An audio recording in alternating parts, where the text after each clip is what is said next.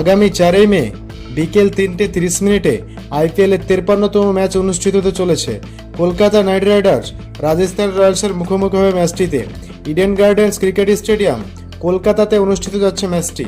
তো এই ম্যাচে কোন দল জিততে পারে সেটাই আপনাদের সামনে আলোচনা করব এবং এই মাঠে কোন দলের পারফরমেন্স কেমন সেটাও আপনাদের সামনে তুলে ধরব। তার ভিডিওটি সম্পূর্ণ দেখুন, আর ভিডিওটি যদি ভালো লেগে থাকে তাহলে ভিডিওটি লাইক করে চ্যানেলটি সাবস্ক্রাইব করবেন।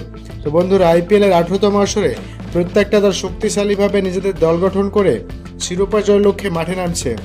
ইডেন গার্ডেন্স ক্রিকেট স্টেডিয়াম মাঠে যদি এই দু দলের লাস্ট 10 ম্যাচের তুলনা করি তাহলে কলকাতা নাইট রাইডার্স এই মাঠে লাস্ট 10টি ম্যাচ খেলে তারা 50% ম্যাচ জিতেছে এবং ইডেন গার্ডেন্স ক্রিকেট স্টেডিয়াম মাঠে কলকাতা নাইট রাইডার্স দলের অ্যাভারেজ স্কোর 194 রানের, হাইয়েস্ট স্কোর 261 রানের এবং লোয়েস্ট স্কোর মাত্র 157 রানের। তারপর যদি বলি রাজস্থান রয়্যালস দলের কথা, তারা এই ইডেন গার্ডেন্স ক্রিকেট স্টেডিয়াম মাঠে লাস্ট 10 ম্যাচ খেলে তারা 30% ম্যাচ জিতেছে এবং এই মাঠে রাজস্থান রয়্যালস দলের অ্যাভারেজ স্কোর 153 রানের, হাইয়েস্ট স্কোর 224 রানের এবং লোয়েস্ট স্কোর মাত্র 81 রানের। তো বন্ধুরা, পরিসংখ্যান অনুযায়ী এই ইডেন গার্ডেন্স ক্রিকেট স্টেডিয়াম মাঠে কলকাতা নাইট রাইডার্স দলের পাল্লা অনেক ভারী।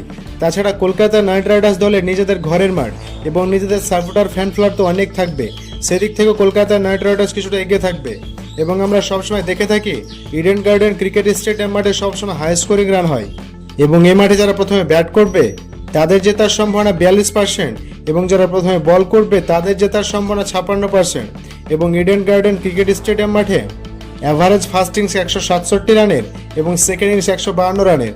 তো দর্শক, এখানে নিশ্চিতভাবে বলা যায় মোটামুটি যারা প্রথমে বল করবে তাদের জেতার সম্ভাবনা বেশি এবং এই মাঠে রান বেশিরভাগ সময় চেঞ্জ হয়ে যায়, কারণ রাত্রে এই মাঠে অনেকটা ডিউয়ের প্রভাব থাকে এবং এই মাঠে লাস্ট 10টি ম্যাচের কথা বলে থাকলে পেস বোলিং উইকেট পেয়েছে 66টি এবং স্পিন বোলিং উইকেট পেয়েছে 38টি। সুতরাং এই মাঠে পেস বোলিং বেশি কার্যকরী হয়ে থাকে, স্পিন বল অতটা কার্যকরী হয়ে থাকে না।